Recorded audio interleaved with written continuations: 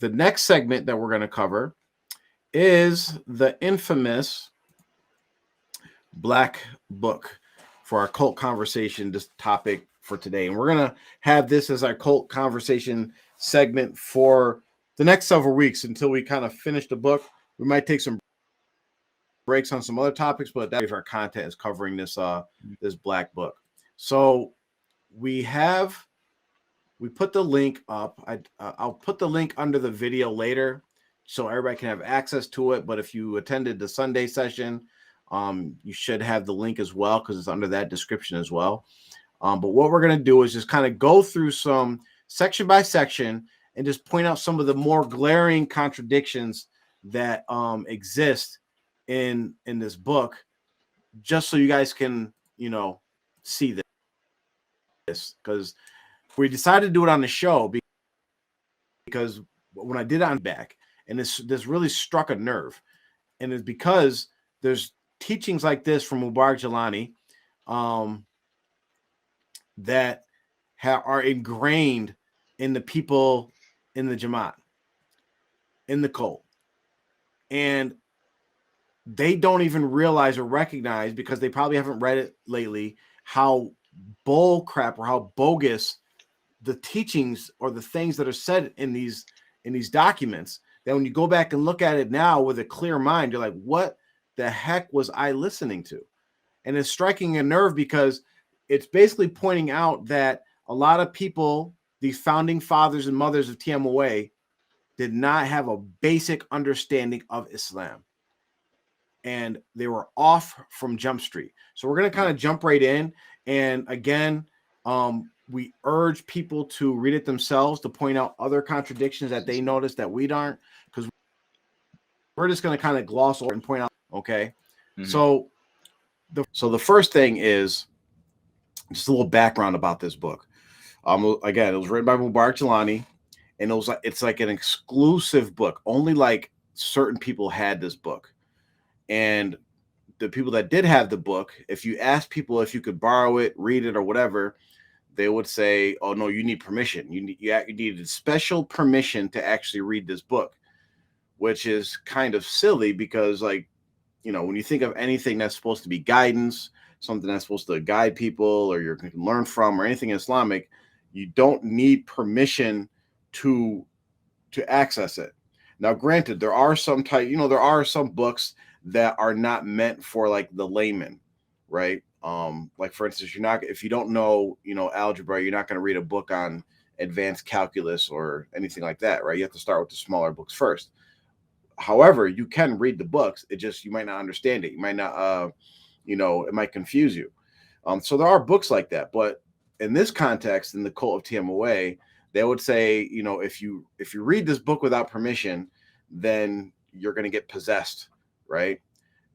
Now, which is quite frankly very, very, very silly. But people do actually believe this, that if you read this book without permission, that you would get possessed. First thing is,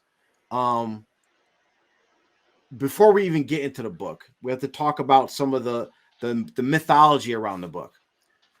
So there's a Jamaat myth, or what they would say is that you actually needed specific permission from Mubarak Jelani to read the book. And if you read it without his permission, then there's a high possibility that you would get possessed. That's right. You would get possessed by reading this. Now, Amr, if I told you, like, hey, there's this real great Islamic book full of knowledge, and it's going to guide you and all these different things, but you got to get permission to read it, otherwise you're going to get possessed, what would you think? Jaffer, seeing as I read Harry Potter in the Jamaat, I would definitely read that book anyway. And I would think you're pulling my leg. Like there's no way that the book is gonna have this great knowledge of Islam. And you're telling me about it, but I can't read it because I'm not ready yet. No. I'm ready. Talking about this the Black Book, the Shirk famous book of fables, or whatever you want to call it.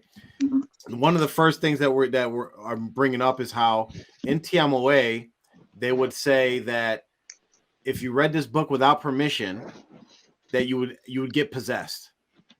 And like for me, like when you think about that being said, and when I was in the Jamaat and on the juice, and I would hear this stuff, I'm like, how could you read an Islamic book, right? That's supposed to be from, you know, guidance is all from Allah. If it's about Islam and stuff, how could you read something and it's going to actually get you possessed? This doesn't make absolutely any sense whatsoever. It doesn't make any sense because it's the opposite. The book would be the opposite of the Quran. I've read the book. I didn't have permission. I know tons of other people who have read the book. They have not had permission, and nothing is wrong with them. They've never been possessed. No type of jinn interactions or anything. And you have to ask yourselves, people in TMOA, what kind of book that you read allegedly possesses you?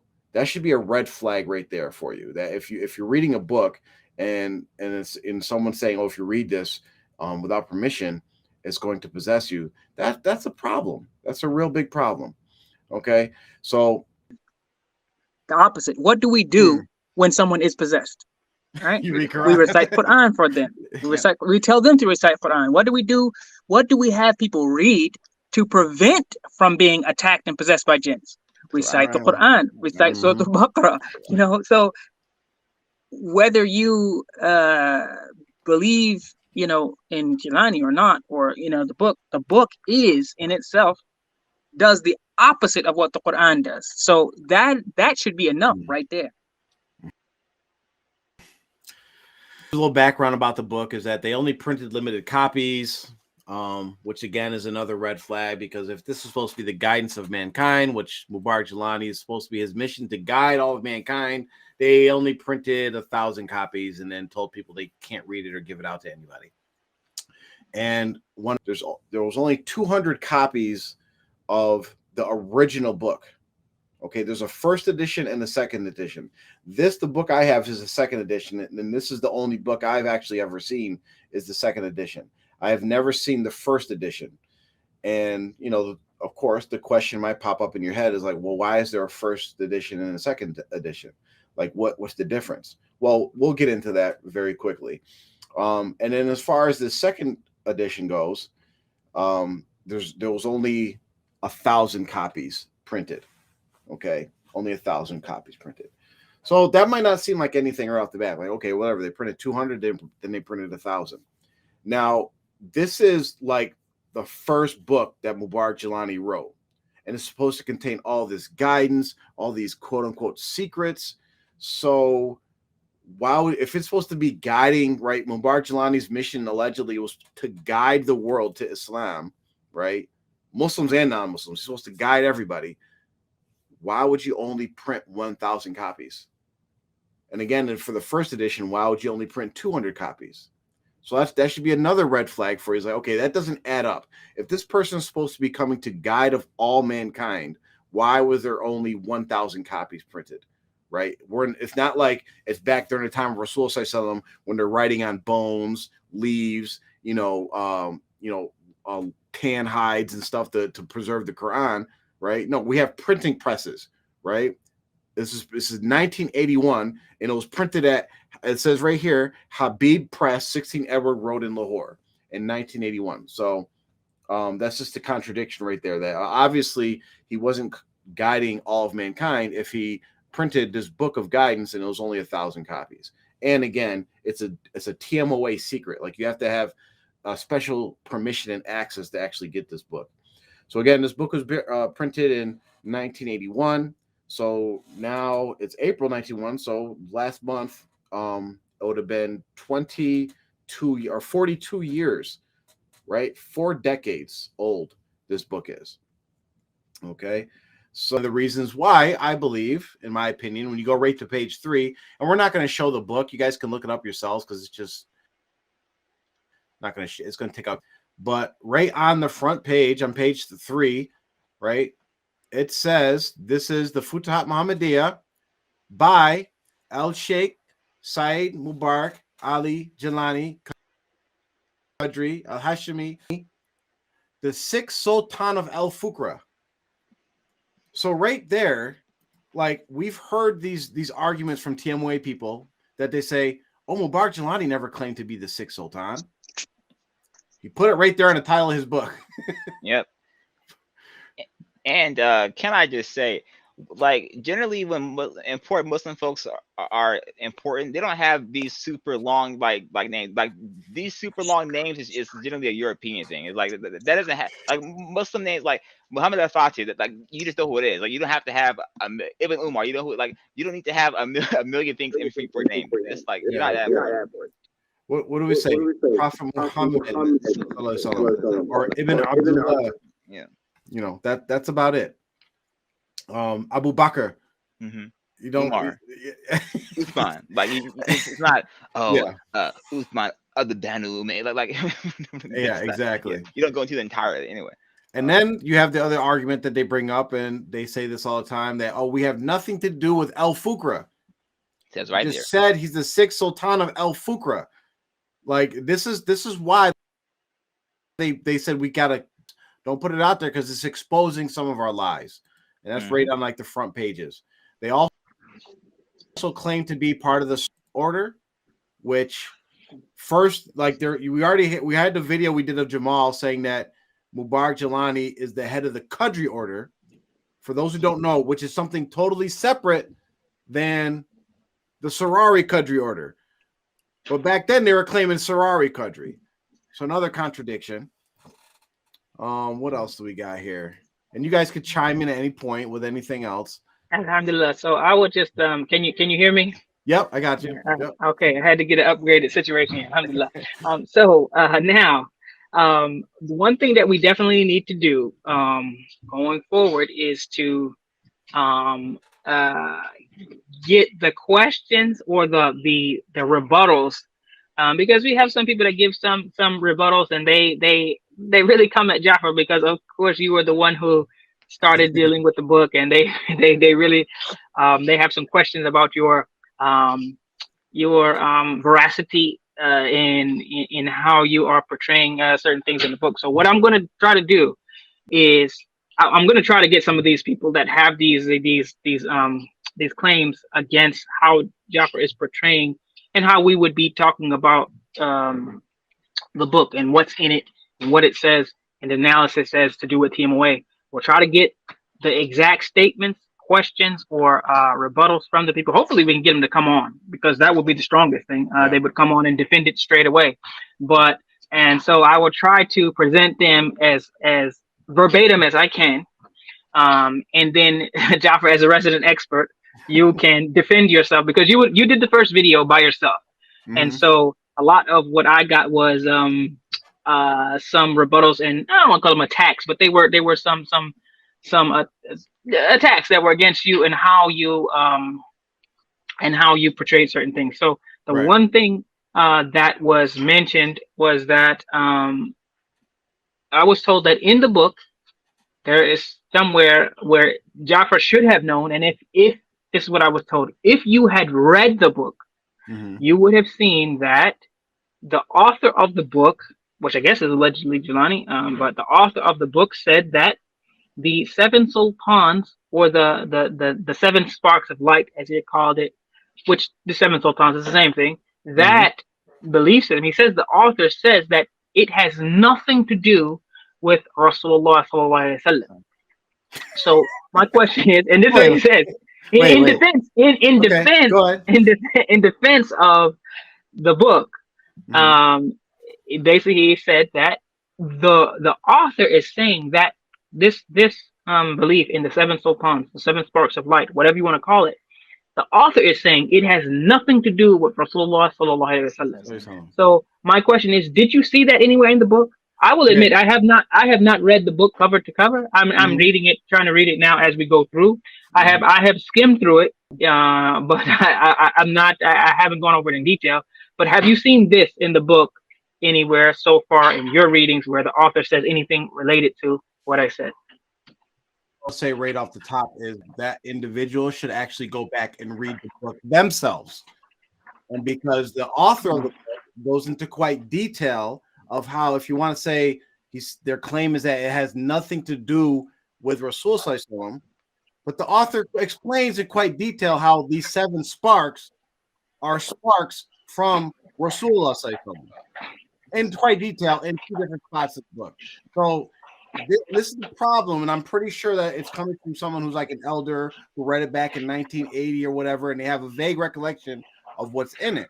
And now what happens is with people, and we've all done it at sometimes in our cult lives, is that we heard some bull crap along the way, and what our mind does is found some way to justify it, whether it was forget certain parts, twist up the language a little bit, fog our memories up a little bit, then that way we can now accept it. So that individual, I'm guessing, said, you know what? When they first heard it, they're like, this doesn't make any damn sense.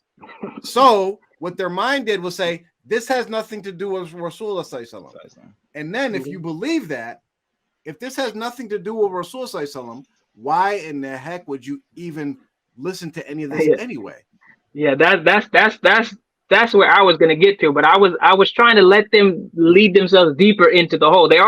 It's already a wash. Now, if you say something that you are believing in, that you're trying to practice in, that you're thinking is gonna bring yourself closer to Allah, and it has nothing to do with Rasulullah, that's a major problem. That's a major problem. Yeah. So, I mean, I would ask them to definitely go back and read it themselves, because I believe it covers it right in the next section that we're going to cover next week. But yeah, it's definitely in there. Another thing that let's try to go through this a little quick. He claims to be Khadri Sarari, whatever. You have to be able to identify all the contradictions and issues that pop up, right?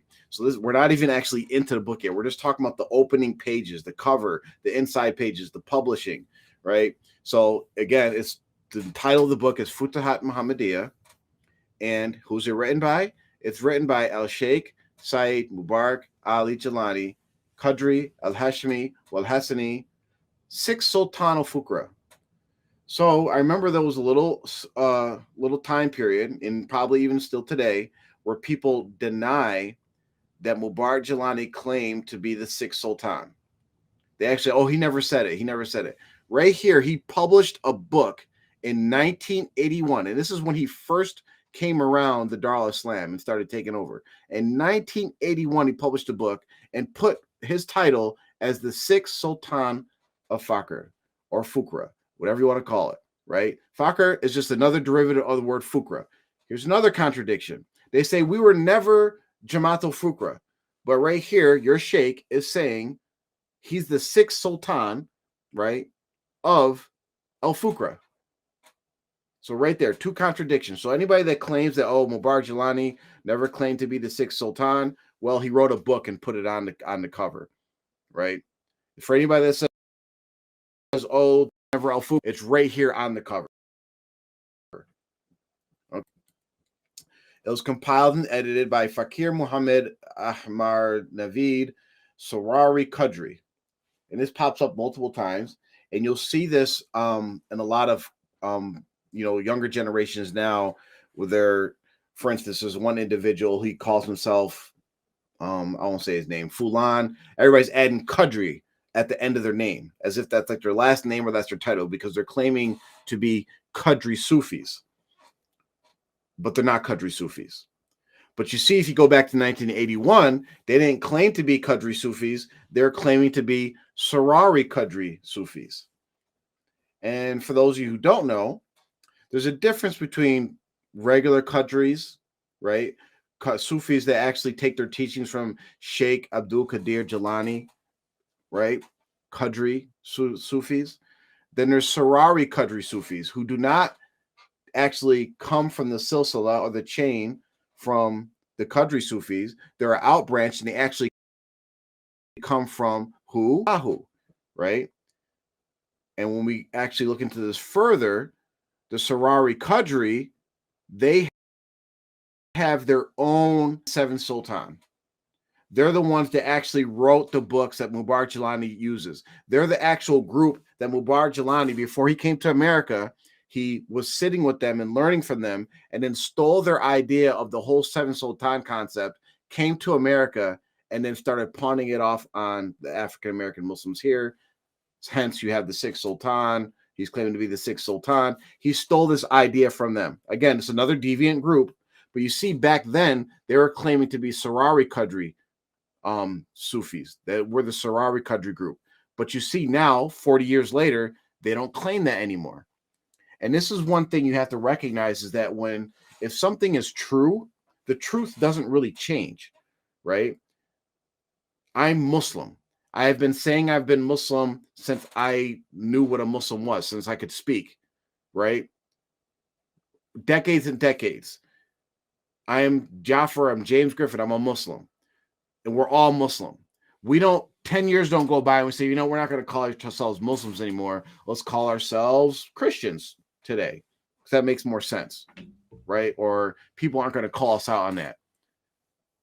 Right? These are all signs that all this stuff was fake from the beginning, but the people didn't know. You know, you had ignorant African Americans who were just probably learning about Sufism, and you had this Pakistani guy coming over saying that he's a sheikh, he's a sultan, he's part of the Sarari Qadri order, and they're like, "Oh yeah, let's get down with that," not knowing that he had nothing to do with any of them. That even the Sarari Qadri.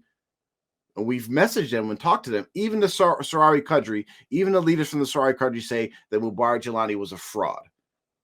Okay, so that's another thing. Again, we've only covered like 2 or 3 pages, and we're already like 10 minutes in. Now he also says that this book contains divine communications, right? And then he clarifies it and says it's ilham. Okay, ilham, and we have videos about the difference between ilham and wahi, and what it entails. Well, basically, claiming her off the top that this book contains divine communications from Allah in the book. Okay, and we'll get into that, and I believe that what they're referring to here is the stories that the people in the followers of excuse me, Mubarak Jilani claim that they were having dreams, or they don't claim their dreams, but they're having visions of Allah and Prophet Muhammad sallallahu alaihi wasallam. And we'll get into that, and that's later on in the book. And it says it contains decrees of the Holy Last Messenger. And I only highlighted this because, you know, and you guys in the chat, when I ask what your answer is that when you hear something contains decrees of Prophet Muhammad sallallahu alaihi wasallam, what's the first thing that comes to your mind? We're like, oh, we're going to hear a decree from Prophet Muhammad sallallahu alaihi wasallam. And feel free to type it in the chat and share. But for me, when I hear something like that, I'm hearing like, oh, there's going to be a bunch of hadith in this book, right? It's going to have a bunch of authentic hadith, because these are decrees of Prophet Muhammad sallallahu alaihi wasallam. But as we will come to find out, that's not what it's referring to. It's referring to these dreams that these people had, where they believe that they're talking to Prophet Muhammad sallallahu alaihi wasallam, and Prophet Muhammad sallallahu alaihi wasallam is giving them predictions and all these different things that, as we will see, they did not come true. And we're going to go over all that. I mean, the book is 300 something pages. Well, it shouldn't take us too long to go through it. Maybe a few weeks. You know, maybe, I don't know. We'll see. But again, there's like some of the contradictions we go over, it's going to be real repetitive. So it might take us a while to like get going. But after we actually get into it, it's going to just be rehashing the same contradictions over and over. So he kind of explains the book. He talks about how it's different parts, it's 2 parts. And one of the things one of the parts of the book is it's a khutbah addressed primarily to Arab readers. Okay, so he has a whole section, a few pages, like 2 or 3 pages, I believe. I forget what it is. I can actually go to it just to give you a little preview. But he says it's primarily addressed to Arab readers. Okay, so this is the khutbah, the Arab khutbah that he put in here. So about 4 pages. Okay. So we have 4 pages of all Arabic. Now, remember, we just went over in the beginning how they only printed 1,000 copies of these. So which Arabs were you guys distributing these copies to? Obviously nobody. And so some of you may be thinking or asking, well, why would Mubarak Jalani put in an Arabic khutbah in the book? You know, it's primarily for English readers. Well, here's the reason why. Because when you do stuff like this, it's to impress people, right? He's trying to impress on people that, oh, I know Arabic. I wrote a whole khutbah in Arabic. And maybe we'll get a chance to actually translate it and look at and see, what his Arabic level was. But that's what the primary reason was that he put that in there, is just to basically, you grandstand. You try to impress these people that are like, oh, I can speak Arabic and I can write Arabic. And people are impressed by that. That was the only reason why that was in there. The same reason, and these tactics are still continued to this day. I remember one of the last things that I went to, maybe it was like a year or two before I left the Jamaat. There was some kind of like conference that TMOA held, and they invited speakers, and it was supposed to be this like worldwide, peace conference or whatever. It was all Americans there. It was only Jamaat members that attended. They had a couple of outside speakers, but then what they did is they had one of the people that were living in Egypt who actually, African American who, learned Arabic while they were in Egypt. They spoke for like 30 minutes in all Arabic. And everybody was sitting there like, none of us in here know Arabic. Maybe a couple of the guest speakers knew Arabic, but this person was giving a whole speech in Arabic to an all English crowd, to an all English speaking audience. And why was that done? Just to try, it's just all propaganda. It's to try to impress people, is try to make TMY look bigger than what they are. And we'll actually cover some of this propaganda type stuff in our next R2F show coming up this week, where they basically, I forget what the message was. I believe it was about Mubarak Jalani's their death day celebration that they did for him. But all of the propaganda that they had in this Islamic Post article that we will cover in our next R2F show. But it's the same thing. It's the same tactics still being done 4 generations later, 4 decades later. They're doing the same exact things. Let's see. I'm going to just check the chat real quick. That's what it should be, hadith, but the first lie was claiming direct communication with the Prophet sallallahu alaihi wasallam. Yep, not even direct communication with Prophet Muhammad sallallahu alaihi wasallam, but direct communication with Allah. He says this is divine communication, right? All right. So the next thing is he claims that the book is in the perspective of fiqh, right? Islamic jurisprudence. So just keep that in mind as we go through this book. And for those that have studied fiqh, that know fiqh, that read fiqh books, that know about Islamic jurisprudence, let's see how much Sharia or how much fiqh is actually this book. And you'll find that there's absolutely none whatsoever, right? And let's see. Let's see. Book 1 is an invitation for those who seek to fulfill the objective of life. So this book is supposed to tell us how to fulfill the objective of life. So if we think about that real quick, when we're wondering what is the objective of life, we should have some references in here of how to properly worship Allah, because Allah tells us that he didn't create mankind or jinn except that we should worship him. So that's the objective of life, is to worship Allah, right? But you'll find that they twist it into some hocus pocus stuff. I'm saying they, but Mubarak Jalani and whoever helped them write this, put this together. Here's a quote here. He says, lastly, the readers would notice that in narrative number 7, the name of the individual has been withheld. So here we get into information of why there's 2 editions, right? Why they released, what's the difference edition and the second edition.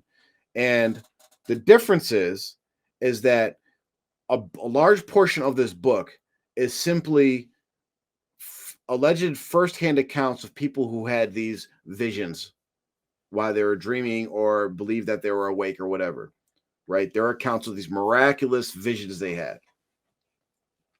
So when they wrote the first book, they had all these accounts in there. But they decided not to release the first book or not produce anymore and then make a second edition, and they took two people's accounts out of the book. This is why I've been asking around, like I would like to get the first edition because I'd like to hear the accounts of those two people that they removed. Okay, so the first individual that they took out of the book, it said this has been done as this individual has to fulfill certain basic conditions of the path and has to clarify his relationship with the Sheikh Said Mubarak Ali Jilani, right? So they took a person's account out because he maybe was not in good standing with Mubarak Jilani, right? Okay, so they took it out. The reader would also notice that pages 139 to 175 are missing in the book. This is so as we have withdrawn the entire narrative of a former Talib who has revolted against his sheikh and the Qadriya Sarari order. So again, Mubarak Jilani is not part of the Qadriya Sarari order. They deny him. They denounced him. He's not part of it.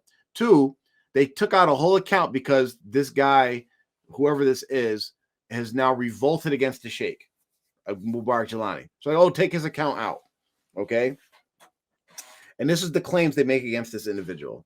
They say he was sent with our American mission where this man thought of becoming a sheikh himself, whilst he was not even fulfilled the basics of the path. Satan is now showing him many Hazuris, and he hopes to create his own group. Hazuris is these visions, right? These miraculous visions that these people are having. So he's saying that this guy tried to become a sheikh himself, and now Satan is showing him all these visions, okay? And that this guy's trying to start his own group. Now, for those of us, this is in 1981. So the book was published in 1981. That means it was probably written in 1980. Took a while to write, a few months at least. So we're talking about 40 plus years. And the same narratives, the same gaslighting, the same tactics are used 40 years later, right? What do they say about people who start speaking out about TMOA and Mubarak Jilani? Oh, they're just shaitan. Shaitan's influencing them, right? Satan is showing them stuff. What do they say about R2F? Oh, they're trying to start their own Jamaat. They're trying to create their own group. Okay? So it's the same tactics that are used for 40 years. They're one-trick ponies. They don't know anything. They don't even know that they're just, doing the same thing that their sheikh taught them to do 40 years ago. The same cult tactics that all cult leaders, that all cult groups use. It's the same exact thing. It's the same narrative. It's honestly quite like laughable when they say these things because they don't even know they're saying, and they don't even know how they're actually confirming that they are in a cult because they're saying the same terms that their cult leader was saying 40 years ago. Check the comments real quick. Let's see. All right. So, and another contradiction about this part is that, and we'll get to it, and just remember this. Remember, they took out two people's accounts that was allegedly miraculous manifestations from Allah and from Prophet Muhammad Sallallahu Alaihi Wasallam. They decided to remove those. And in this book, they also say that these visions and stuff are absolutely true, that they happened. So, if these things were true, and these are things that came from Allah, from Rasulullah Sallallahu Alaihi Wasallam, why would you remove them? Think about that. This is stuff that came from Allah, came from Rasulullah Sallallahu Alaihi Wasallam, direct communication with Allah and Prophet Muhammad Sallallahu Alaihi Wasallam that these two individuals had, but they removed them. And why did they remove them? Because the sheikh had a problem with them. So what does that do? What does that say? Who's more important here, right? Who's more important? Is it Allah? Is it Rasulullah Sallallahu Alaihi Wasallam? Or is it the sheikh? So if someone has something, allegedly, this is what they're claiming. They're claiming that Allah and Rasul Sallallahu told these two people stuff, right? Gave them miraculous visions and all this honor and stuff to come to these magical courts of Rasul Sallallahu and Allah and have this communication. This happened with these two individuals. They documented their accounts. And now because the sheikh has a problem with them, or they had a problem with the sheikh or whatever, they say, you know what? We're going to take those out. We're going to expunge those, delete those, and get rid of those. How is your feelings of your sheikh, individual has with your sheikh, more important than the relationship that that person had with Allah and Rasulullah? But again, this is all bogus. It's all crap. It's not true. It's all, it's all, they may have seen whatever they may have seen, but it definitely was not from Allah and Rasulullah, because Allah and Rasulullah do not promote shirk. Okay. So again, this is just another contradiction right here that they put this stuff in writing and don't even know that they're refuting themselves. Mubarak does not even know that in this book, he refutes himself over and over and over again. Okay. Let's see. Did I skip a page? Yes.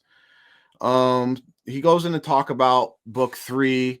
Book 3 says that it beckons the readers towards the purpose of life. Again, talking about the purpose of life. And again, the purpose of a life, it should be talking about worshiping Allah and correctly worshiping Allah alone. But again, this is a shirk book filled with shirk. So we know that they're not actually going to teach about Tawheed and the proper worship of Allah. It says that it explains the phenomenon of perfection and absolute wisdom. And like before we even get into the book, he starts committing shirk, right? So let's go back to the beginning. Let's see what we see first. Do we see a hadith? Do we see a Quran ayat? Do we see a hadith, or do we see shirk first? So whatever, Futuhat Muhammadiyah, that's nothing. That's the title. We get to this page, nothing, just publisher information. We get to the title page, and we're here for no reference to Quran, no reference to hadith, but we do have a reference to the 7 Sultan concept. He claims to be the 6th Sultan of Fitrah. So the first thing you see in this book is shirk. Okay.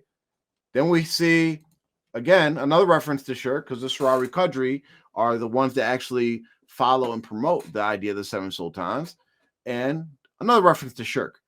Okay. Then he claims, like, whatever, a person claiming that they have ilham, that doesn't really mean nothing. As individuals, we can get ilham. Allah says this in the Holy Quran. Again, watch our previous videos on that, or you can just research the topic yourself. But he claims that they're getting direct revelation from Allah and Prophet Muhammad Sallallahu Alaihi Wasallam. Again, we're all the way down here to this book, and we've had, now this will be the 3rd reference to shirk. It explains the phenomenon of perfection and absolute wisdom.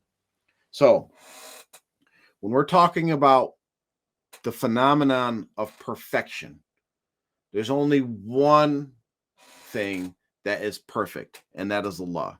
When you say something is perfect, you're saying something has no deficiencies, no flaws, no anything. That is Allah.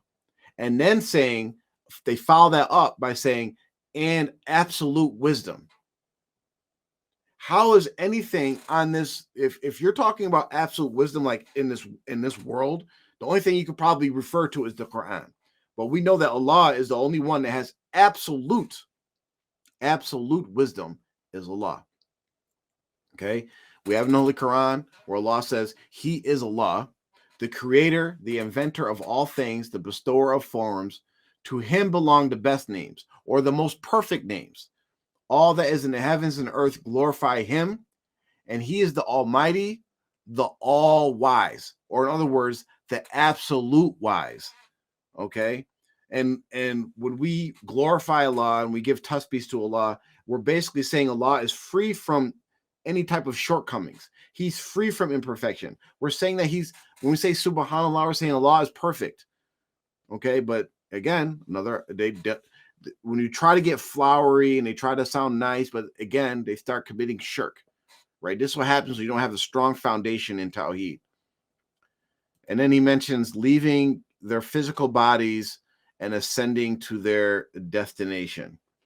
Okay, so if he's talking about leaving physical bodies, right? Why the only thing that he should be talking about, there should be Quran and Hadith related to dreams, falling asleep, or death, right? These are the times that our souls leave our body, right? So, but again, we won't find any reference to that. We'll try to cover the big things. So on page 6, he makes a reference to the the authentic book that we all heard of, which is the Gospel of Barnabas. So he makes a reference to the Gospel of Barnabas, which we already know that's a known fabrication. What else does he say? And then on page 5, now he claims that this book is divine revelation. Divine revelation. Okay. Divine revelation. Okay, actually, Jaffer, I got one more thing before we move on to that. I want to mention this one thing. I don't want to forget it. And then it just slipped my mind just now. What did he say? Oh, so with the Qadri sorority, what he also said was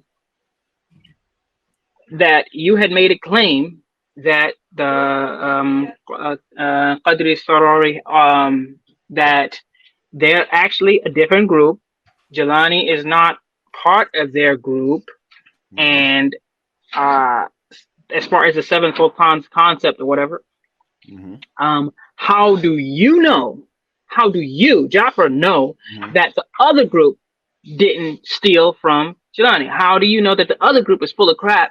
And Jelani, so what he said was also, did you talk to the other group? Did you go and talk to the country sororities? Did you investigate them? Did you talk to them?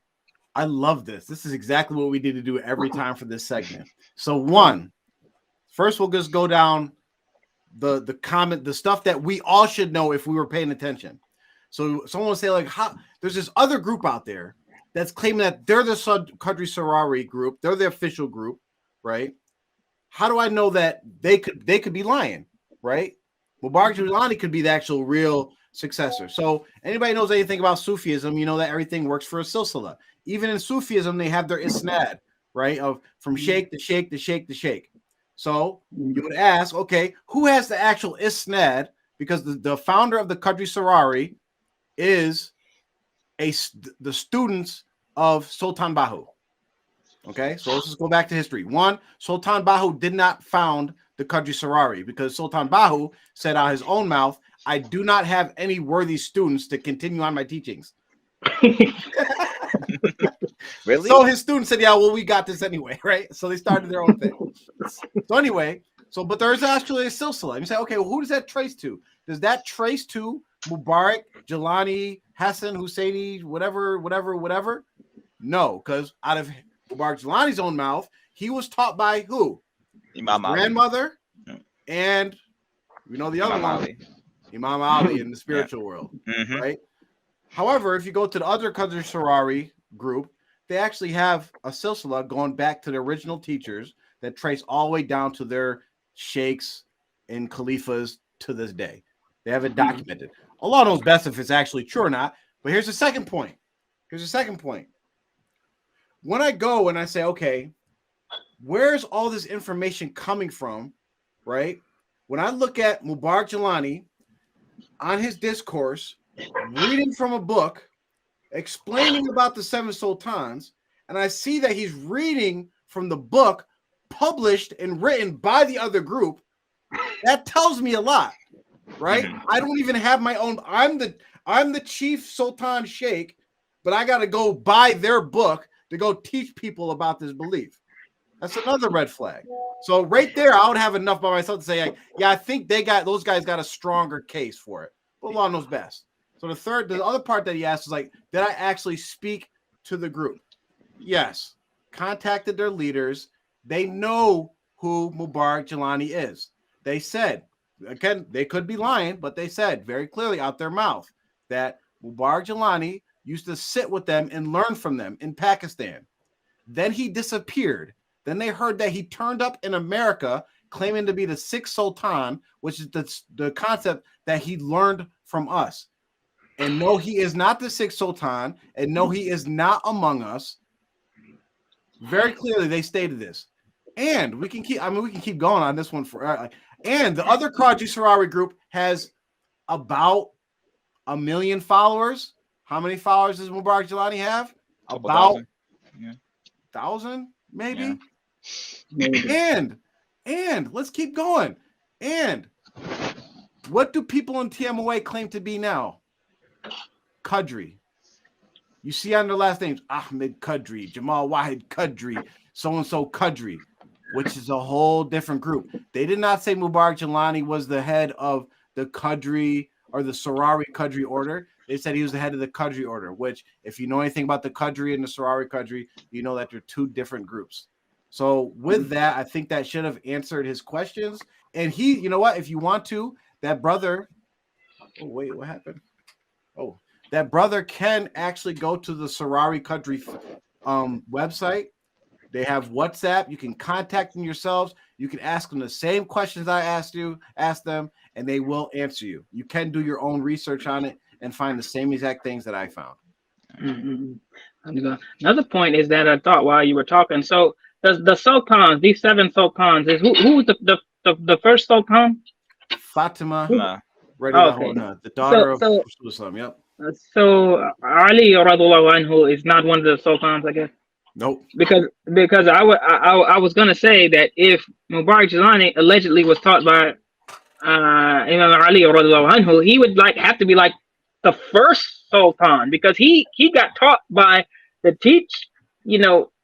So I mean, so how he got taught by someone who was more knowledgeable than Fatima radiallahu anhu as far as the Islam goes. But I mean, I don't know. I thought he was one. I don't even know everything about the sultans. I thought Ali was claiming to be one of them. Usually, I mean, the Shias take that, but still, I mean, if he was allegedly taught by Ali radiallahu anhu, that should jump him a couple levels ahead of the rest of the sultans for sure. Well, the thing is, it's the same. What do we say? Power right, ISO, two blast.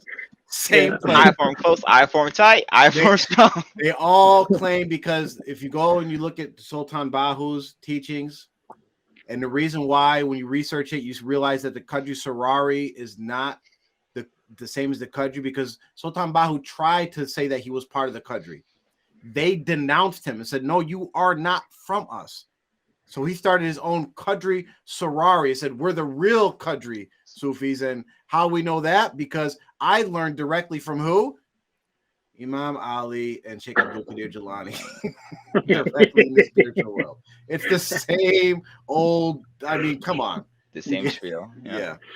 Really.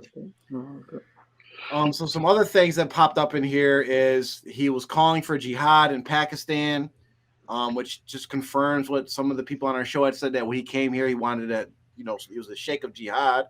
But he also said in there that his call for jihad in Pakistan went unheeded. So some of you might be thinking, like, what does that mean? Well, if it went unheeded, that means he has no followers from Pakistan. Yeah. He said out his mouth that I don't have anybody to follow me in Pakistan. Right here, it's in writing. You guys go read this stuff. Pay attention. He says again on page 6 that this is a textbook for the Fitrah. So again, another reference to the Fitrah Jamaat. And this is interesting. This is where he starts getting into some like Akida issues. So he says that Allah entrusted the responsibility of guidance to prophets, right? Which is true, right? And this is what people falsely do. They take a truth and then they throw their own bullcrap on it. But then he follows it up. He says, since Rasul Sallallahu was the last prophet, now that responsibility was given to the saints. The saints. So he just equated the saints to the prophets. Yeah. Like, did he not know any of the ayahs that or the ahadith about Rasulullah being the last prophet, and Rasulullah actually telling the Sahabas and stating them recording him stating how he completed his mission how he completed what Allah sent him to do. So there's no need for continuation. Allah already said that He completed the religion during the time of Rasulullah sallallahu alaihi wasallam. So, I mean, do they read any of this? Do they believe in any of it? Because if they read it, but maybe they don't believe it, there's a problem there. There's some kufr mixed in there. Especially if they understand that this is from Allah. But if they believe it, then they have to act on it. Otherwise, if your actions are not following your beliefs, this is a deficiency in your iman, and maybe you don't have any. Because iman cannot be. You cannot say I believe. Oh, but it's in my heart. Your beliefs should follow your actions. We believe, so we pray. We believe, so we fast. We believe, so we avoid the haram and we engage in the halal. We believe, so when we hear the sunnah or the Quran, we don't go and act on things that contradict it knowingly when we know the truth. Otherwise, the belief is deficient or not there. And if we're gonna say anything, so who are the inheritors of the prophets? Who does the hadith say the inheritors of the prophets are? It's the scholars. The scholars and the ulama. It doesn't say the saints. This is a whole Sufi mumbo jumbo where they try to, I'm a saint. This guy's a wali. Just trying to give them the authority. Basically, give them, as you said, give them rights that is actually not due to them. Yep. He also goes on to say, which I just thought was interesting because I like pointing these out, where he actually says something very true. He says, the Ummah is ravaged by ideas and practices which have nothing to do with Islam. The sheer irony in that statement. Oh yeah, Allah. He also goes on to say, again, he makes another violence, like, the whole idea of this Jama'ah is all about peace and this and that. He says, we have to take a law to go fight the Russians and the Zionist threats. We must tackle the enemies of Islam boldly and aggressively. I mean, that's just a straight call to violence and jihad. All right, it's 8:35. Let's see, how far did I get? I think this is as far as I got. So we'll cover this page, then we'll take any questions if anybody has any. Again, he's still explaining the books. He says book 4 lists what is the absolute truth and how one may arrive at it. And what's interesting here is it's another reference to Shirk. I mean, it's getting old at this point, but it's tough dealing with these things because you don't want to get used to hearing Shirk, right? But what this does, it actually it does help in the fact that it gives you a keen ear that when you hear some of this stuff or see some of this stuff, you can identify Shirk very easily. So if you notice in that first sentence, I'll zoom in a little bit. That's a little too far. That first sentence, it says book 4 lists what is the absolute truth. And notice they capitalize absolute truth. And when Muslims, when we're doing that, basically that's like they're making a reference to Allah here. Okay. So they're saying book 4 lists what is Allah and how one may arrive at it. So basically they're saying that this book is going to tell you how you can become one with Allah, which we know is Shirk. And it says it also contains a brief introduction of the Sultan of Fuqra, right? This time they spell it Fuqra, Sultan of Fuqra, Jamaat al-Fuqra. Again, another reference to the 7 sultans. Then he says the hadith has been translated by Maulana, whoever. So finally, we have a vague reference to some hadith that is in the book somewhere.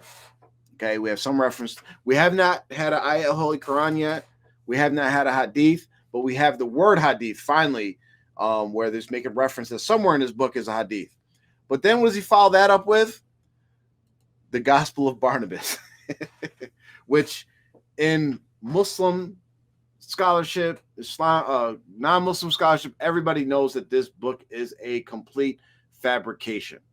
Complete fabrication. Anybody quoting from the book Gospel of Barnabas does not know Islam and they're not educated. Very, very simple. They're ignorant.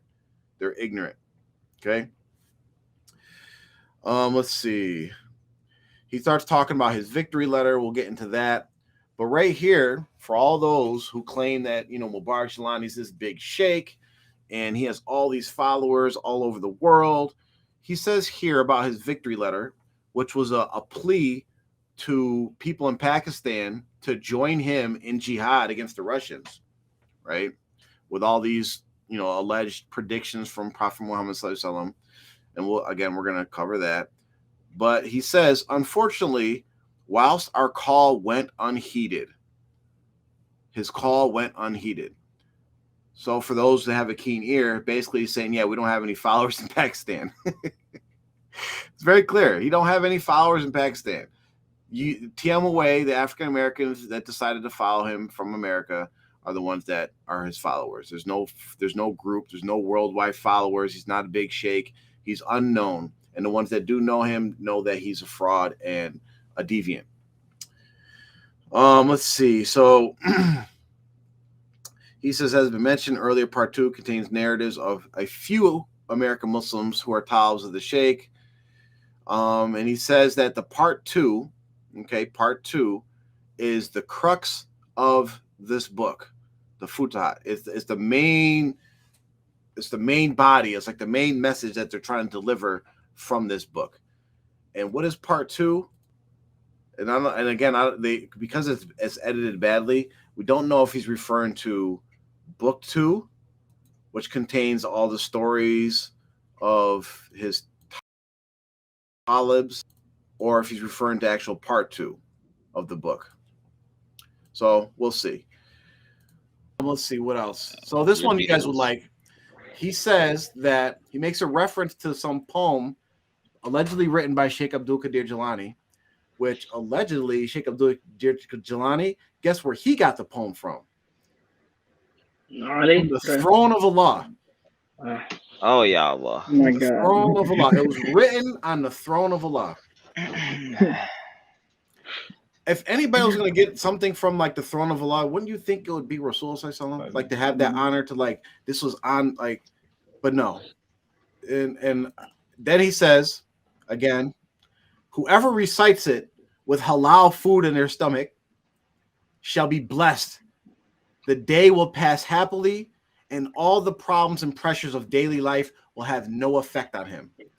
Whoever recites this poem, not the Quran. No Quran, not a hadith, not some dua from Rasulullah. Yeah. A poem that Rasulullah. This is so powerful that it can help you in this way, but Rasulullah didn't get it. Allah didn't give him to give it to you. Gave some rando. Yeah. this John. I mean, like, Allah musta'an, man. And the last thing we got, and this is, remember, guys, this is just like this is the editor's notes. This is like before the book begins that we've got all these issues right now, right? If anybody would have just read this, anybody like nowadays would read that like I ain't reading this. Why I wasted $5 on this job? So the last thing he says, and y'all gonna love this one. He praises Maulana Ashraf Ali Thanvi, and I'll give each one of you a guess of who Maulana Ashraf Ali Thanvi is. I bet you he's got to be a Desi, either Pakistani, Indian, Persian, somewhere in that range. Yeah. I want to guess that he's a Sufi, but I'm gonna guess that he's like probably a Hindu or something like that. Like you're close. You're very close. You're very close. What do you got, Amr? I mean, that was gonna be my answer. Hindi's such a good choice. It's not the answer. I don't know. Giant host. Is he there? Is he free? Who's here? Who's just can't speak his Oh, gotcha. His I think it's muted. All right, so wait, is he like the Sixth Sultan? No. That would have been too good. So he is a Muslim. He is a well-renowned in the subcontinent for being a scholar of jurisprudence and multiple books and stuff like that. I didn't get a chance to check like his Aqidah or anything like that. But the interesting part of this is this is going to come up at some point in one of our shows, or maybe maybe even this show. But he's the author of a book called Behishti Zawir. And Behishti Zawir, if anybody's been paying attention, is the book that Fafa has been posting that's been refuting all the activities that TMOA has been engaged in for the last couple of decades. It all comes full circle, huh? It all comes full circle. So he's praising this guy. And so when people say, like, oh, that book's no good, you can't take from it, well, why'd your Sheikh praise the author then? And this is one of the telltale signs of a fraud. This is one of the telltale signs of a fraud and a liar. Because when you are telling a lie, you really have to keep up with how many, like, once you one lie will unravel everything. And if you are not careful, very careful, if you don't actually plan out your lies far in ahead, to make sure that one won't contradict the other, you're going to get caught up. Liars always do this. And if you tell one lie, what do they say? It leads to another. So that's the song that you learned growing up. So he started telling a lie and probably mixed in some truth in there. Maybe he praised this scholar, okay? Mixed in some truth, and then it wiped out all of his lies. So you praise the scholar, and then he literally blasts you and refutes everything that you're doing from the grave, probably. I'm sure this guy's probably passed away, but his book is living on and just busting you up. See, this is, what does Allah say? When truth comes, batil, advantages, because it's always going to get busted up and destroyed by the truth. And this is literally what happened. He told a lie, sprinkled a little truth in there. Praise day scholar, we don't know all the details, but he wrote this book, and then the book beat him down years later. Yeah, a book that he recommended for all his students and colleagues to read and buy and all that. Yeah, that shows, like, it goes back to the person that was asking the questions. Like, did your Sheikh even read these books that he was given for y'all to read? Obviously not. All right. And what do they say? A person who tells the truth doesn't need a good memory, because you're just telling the truth. You don't need to remember what you said. Exactly. And so we urge all the people who may find that this book, because this book for some reason has triggered, it really has stirred a hornet's nest and brought people who were dormant out of their shells, and they really are coming out riding to defend this book. This is the last bastion of hope. This book is like no, you're not going to. You can say any other thing, but this book, this is what we were born on, we were raised on. We got our first dip into Sufism, and this book is the truth. It is the truth. Okay, if you believe that, and whatever we are saying is not true, please, by all means, you are 100% invited to come on. As a matter of fact, pick a day, any day. Doesn't have to be our Thursday. Any day, someone, one of the older or younger or anyone wants to come on, page for page, get the book, get the copy. We'll give you the PDF that we have or whatever, and we will go through it, and we will spend as much time as you want on it. We'll spend the whole night if you want, and go through point by point. But if not, you can do it the less brave way, the less manly way. You can just send in your questions or comments, and we will discuss them point by point, one by one. Yep. As we did here. So alhamdulillah, going over this book is very important to all who want to know the origin of TMOA / Fuqar Jamaat. Yes, this is like the original. This is like the thing that started it all. It goes into, like, because a lot of people were coming back from these retreats and saying, oh, I've had this experience and I've seen this and I've seen that, and all these stories were used to kind of confirm and back Mubarak Jilani as being this, great spiritual leader. And, we know this, that it's not true. He was not a great spiritual leader. He was not anything. He was a regular man. In fact, if anything, he was on the bad side of man to me. And the law is gonna, he's gonna deal with the law, and he's passed away. So justice will be served inevitably. But we have to stop the falsehood, because people are still being misled by this falsehood. Next question. Does Sheikh Mubarak Jilani know any of the other sultans? No. So he didn't know of them because they're all passed away. So just to give a little recap on this, the whole belief of the 6 and 7 sultans is that the belief is that Allah, and I'm gonna really dumb it down. Excuse me, jeez. That Allah wanted to know himself, so he created a duplicate of himself.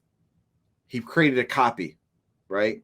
For those who watch anime, he did a clone jitsu. Stuck for a lot. So he cloned himself. And that duplicate of himself is allegedly Rasulullah sallallahu. This is shirk, right? There's no two Allahs. There's no duplicate of Allah. Allah is one, right? And then Allah was allegedly so impressed by his duplicate self that he like either went around it or shook on it or had a reaction where 7 other duplicates spit out of that one. And those 7 duplicates are these 7 sultans. And then they claim that the first sultan is Fatima radiallahu anha, who is the daughter of Rasulullah. They claim the second sultan is Hassan Basri. Third sultan they claim is Sheikh Abdul Qadir Jilani. The fourth sultan they claim is Abdul Razak. Sheikh Abdul Qadir Jilani's one of his sons. And then they claim the fifth sultan is Sultan Bahu. And Sultan Bahu died 400 years ago, I believe. I believe that's the time frame that he died. And then there's multiple people nowadays over the last centuries that have been claiming to be the 6th and the 7th sultan. So, does Mubarak Jilani know the other claimants? I'm pretty sure he's probably heard of them. I mean, they're all in Pakistan. They're all doing the same scam, you know. And it's interesting that, like, for instance, let's say, for instance, how can I relate this? Let's say I was just like this famous person, right? And I had a bunch of like fans or followers or whatever. And like, let's say I was like a public speaker or something. And I had there was someone that kind of like used my name, stole my identity. It was going around giving speeches, like doing what I do, like traveling and giving public speeches and saying, yeah, I'm James Griffin. Me being the James Griffin would make a public statement like, no, that guy is not James Griffin. I'm James Griffin. So you have all these 7 sultans going around telling people I'm the 7th sultan or 6th sultan or whatever. Then it's very easy to find these guys online. Like, so I'm pretty sure like they know about this guy's claiming it too. Like the Qadri Sarari people, they know Mubarak Jilani was claiming to be the 6th sultan. And when I asked them, I was like, well, why don't you guys speak out against him? Because you guys have someone who's saying he's the 6th sultan. So Mubarak Jilani is saying he's the 6th sultan. That means he's lying and he could misguide people. So why don't you say something publicly about him not being the 6th sultan? Oh, no, we don't want to do that. We don't want to get involved in that. Why don't they want to get involved in that? Because if anybody speaks out, it messes up the hustle for everybody. You see what I'm saying? So those know like hustling and, you know, scamming and all that. You don't rat somebody else out because it's going to mess up your hustle. You see what I'm saying? So of course these guys aren't going to speak about each other. They're just going to like, okay, you hustle on your corner. I'm going to hustle on my corner. And when the cops come around or whatever, we all going to be quiet. That's pretty much what it is. Let's see. Is this one of many of his books? I don't think he has a lot of books. I think he has this book. There's another book I have upstairs called the Mushahada Mubashara or something like that. I forget the title. He has a book, the Frauds of the Freitas or something like that. But I don't think he has a lot of books, and even a lot that were attributed to him were actually written by other people. People that actually could write, and he would just tell them what to write, and they would put his name on it as if that's his book. Other books that they say are written or edited by him are actually just copies of other people's books that they just printed. So I would say, I'm gonna guess that he has less than actual 5 books that he's actually authored. How come Mubarak Jilani took over the Dar when the head of the Dar said no to foreigners? Well, we know from Uncle MJ, who are his interviews on our channel. You guys can go back and look at that, where he quite frankly just told us how it was a hostile takeover. The Khalifa Yahya, Imam Yahya, or however you guys know him, the security force of the Dar Islam, which was headed by MJ, headed by Hussein Abdullah, and some other individuals, they decided to follow Mubarak Jelani. And there was also issues or tied into it, money from Saudi Arabia that people were trying to get access to. But basically, it was a hostile takeover. So you had the security force, or like the army of the Dar Islam, basically sided with Mubarak Jelani, and then they forced Imam Yahya to give up leadership to Mubarak Jelani. So that's why. That's pretty much why.